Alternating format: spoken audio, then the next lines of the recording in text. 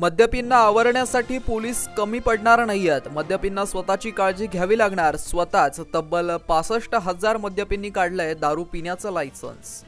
छत्रपती संभाजीनगरमध्ये 60 ठिकाणी 31st पार्टीसाठी परवानगी मिळाली असून दारू पिण्याचा 1 दिवसाचा परवाना देखील दिला जाणार आहे। तर राज्य उत्पादन शुल्क विभागाने बेकायदेशीर होणाऱ्या मद्यविक्री घटना टाळण्यासाठी 7 पथके तैनात केली आहेत। छत्रपती संभाजीनगर जिल्ह्यामध्ये 31च्या अनुषंगाने अवैध मद्याची विक्री किंवा ढाब्यांवरती मद्याची विक्री होऊ नये त्या अनुषंगाने आम्ही एकूण 7 पथके तयार केलेली आहे।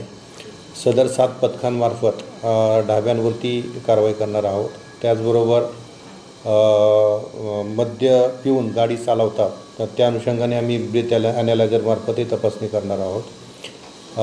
तसंच ज्या मॅन्युफॅक्चरिंग युनिट आहे त्या मॅन्युफॅक्चरिंग युनिटमधूनही अवैधरित्या मद्य बाहेर पडू नये त्या अनुषंगाने आम्ही त्या मद्य निर्मिती कारखान्यांवरती आम्ही CCTV कॅमेरे बसवलेले आहेत आणि त्या CCTV कॅमेऱ्याचे जे कंट्रोल आहे ते आमच्या प्रभारी अधिकाऱ्यांकडे आहे।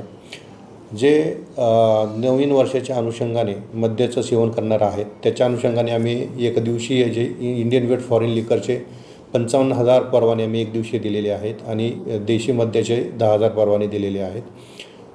तसेच जे लाईफ लॉंगसाठी जे आहेत लाईफ लॉंग आणि 1 इयरसाठीचे आम्ही जवळजवळ 483 परवाने यावर्षी दिलेले आहेत। सध्या परिस्थितीमध्ये एकूण 7 ठिकाणी पार्ट्याच्या आयोजन करण्याच्या अनुषंगाने आम्ही आमच्याकडं अर्ज आलेले आहेत आणि ते अर्ज आम्ही आता मंजूर करून दिलेले आहेत। ब्रेथ ॲनालायझरची संख्या आमच्याकडे सध्या 5 आहे।